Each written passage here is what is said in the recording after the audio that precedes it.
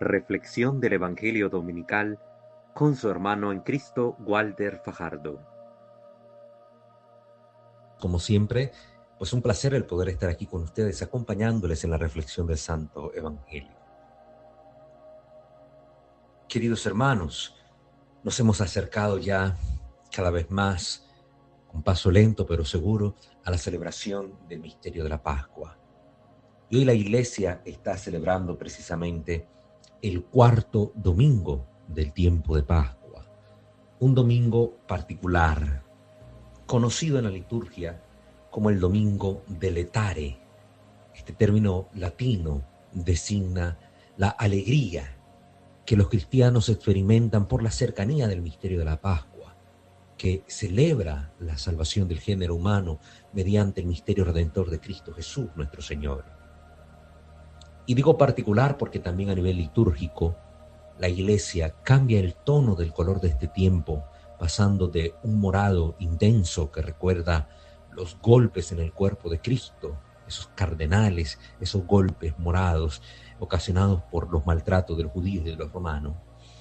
Lo cambia ese tono fuerte y penitencial por el tono suave de la alegría anunciada en el rosa, el color rosado que utilizarán los sacerdotes para celebrar este domingo.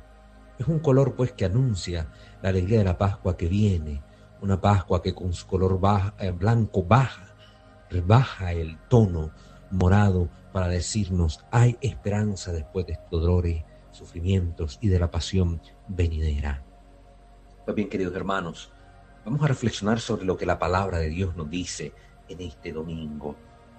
Ya el domingo pasado, el tercero de Cuaresma, estábamos escuchando un relato particular. El Evangelio nos presentó a la samaritana con Jesús dialogando en el pozo de Jacob.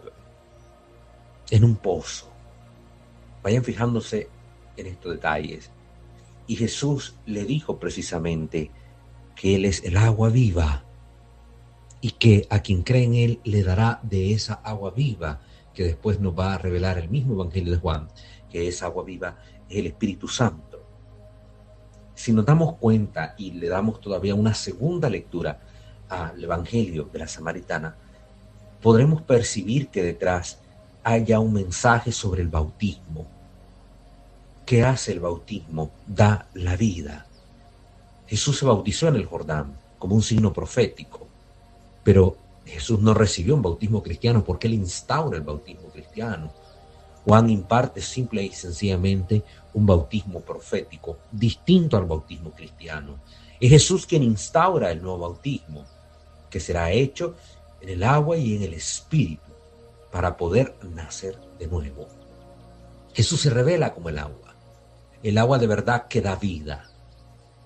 De ahí que el agua como tal se va a convertir en un signo de Cristo para nosotros los creyentes. Y por eso en nuestro bautismo utilizamos agua para poder también significar esto. Ahora bien, pasando al Evangelio de este día, se nos va a presentar en el capítulo 9 de San Juan al ciego de nacimiento.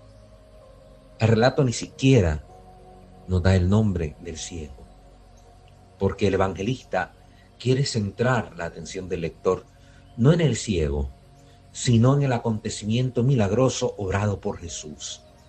El centro de la historia es Cristo y todo lo que va a suceder es en torno a Él. En este pasaje del Evangelio se nos va a presentar a Jesús como la luz. Dice la Escritura, porque luego llega la noche y ya nadie puede trabajar. Mientras esté en el mundo, yo soy la luz del mundo. Así se define Jesús en este Evangelio. En el anterior como el agua de vida, en este como la luz del mundo. Y esto es lo que hace también el bautismo. El bautismo ilumina al que está en las tinieblas para que pase a convertirse en hijo de Dios, en hijo de la luz. Ya decía San Pablo en la segunda lectura que hoy hemos escuchado. En otro tiempo ustedes fueron tinieblas, pero ahora, unidos al Señor, son la luz. Vivan, por lo tanto, como hijos de la luz.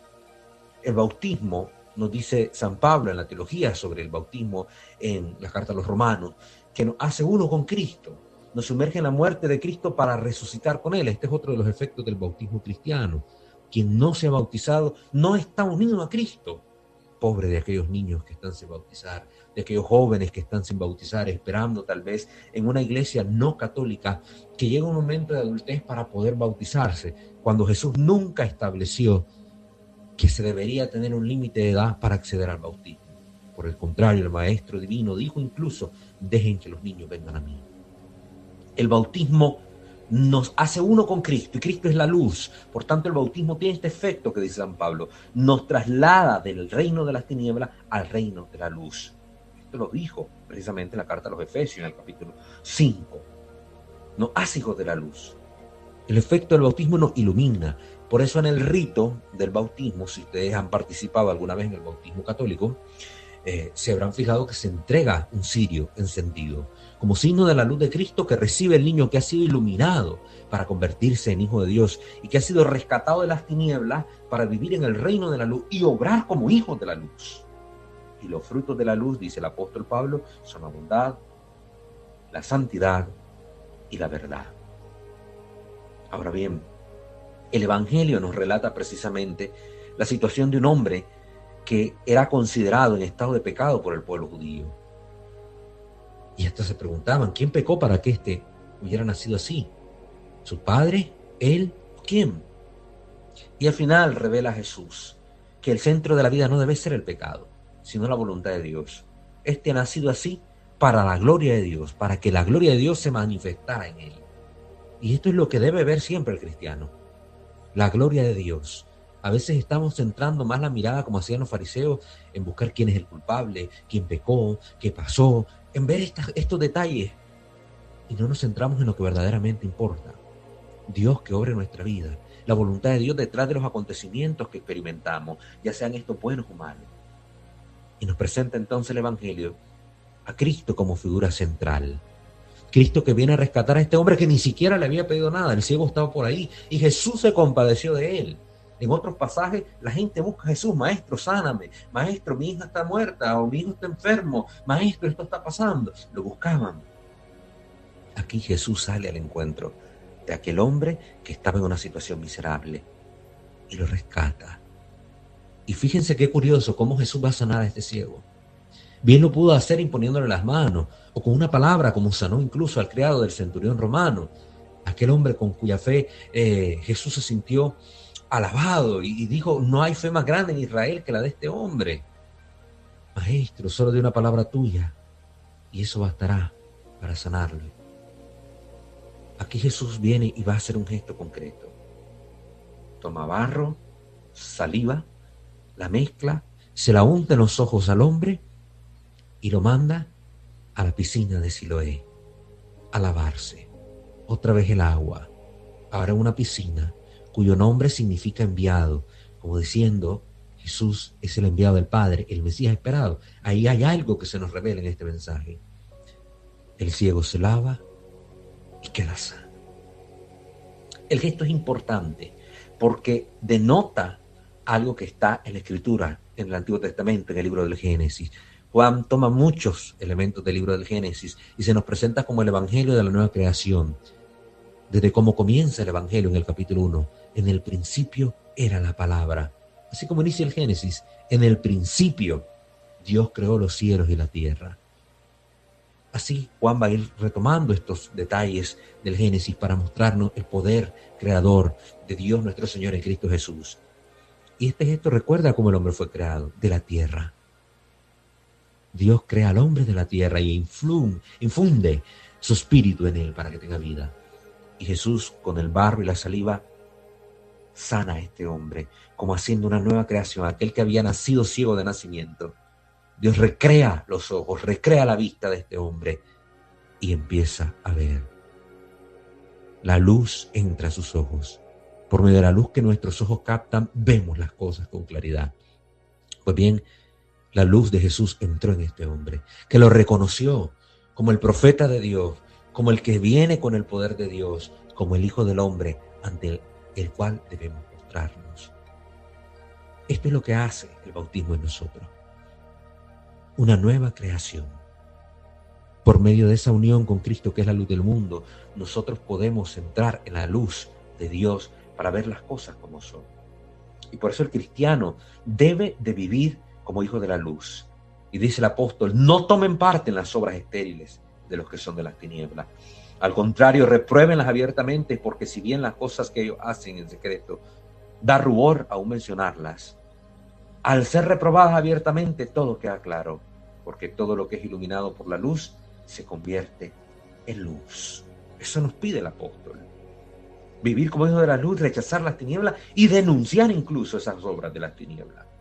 Hoy que los cristianos da vergüenza que vivimos con un mutismo, no queremos decir las cosas que se están haciendo mal por vergüenza o por miedo al que dirán o porque nos crean prejuiciosos. No, el apóstol nos recuerda, tenemos la misión de denunciar las obras de las tinieblas para que la gente que esté en la oscuridad pueda empezar a caminar hacia la luz. Si nadie les dice que están en tinieblas, no caminarán hacia la luz de Cristo.